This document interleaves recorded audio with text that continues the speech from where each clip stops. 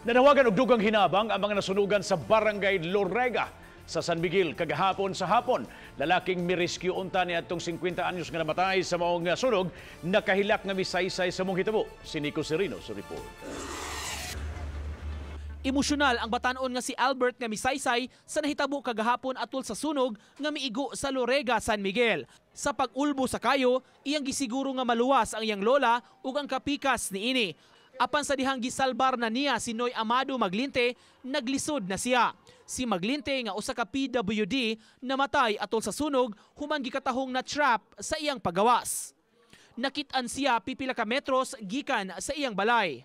Matod ni Albert, gipaningkamutan gyud unta niya nga maluwas si Amado. Alsa na po. Nahugo sa danan. Abo na sa danan, nahog minduha. Napio na kong diri. Sa danan. Ako nawa akong kusog. Yun sa man siya. Nawag kong tao. Oo. Paabot sa pad kay nawag kong tao. Pagbalik na ko niya siya, balik na lang. Wala na akong maluwas ba.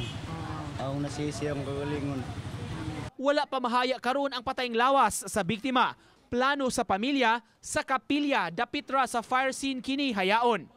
Ikrimit unta sir, niya wa may gasto.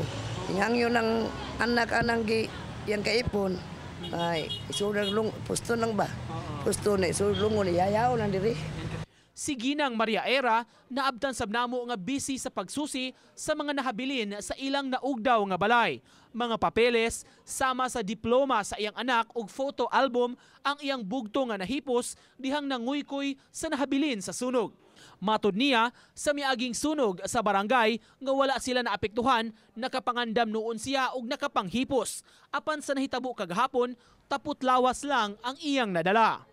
Tungod sa kakusok sa aso na itong kayong aso nilisod na sa balay, wala na ko pakita sa sud sa akong panimalay. Wala na ko nakuha bisag usa jud. Lisod alang sa mga residente kini nga nahitabo kanila, labi nga nag-angat na sab ang panahon sa Pasko. Panawagan nila karon sa katauhan ingon man sa kagamhanan, maabagan sila alang sa ilang hingpit nga pagbangon. Kahoy sin ana ba aron maka tukod gamay. Bisan lang gud gamay lang usa basta makapasilong. Sa dato sa barangay ug City Hall, 22 ka mga balay ang naugdaw. 58 ka mga pamilya tanan ang apektado. Pasalig sa syudad ug barangay, makadawat ang mga residente og hinabang. Gabi pagadyo gitawagan dayon sa among kapitan ang among treasurer para i-ready ang para sa financial.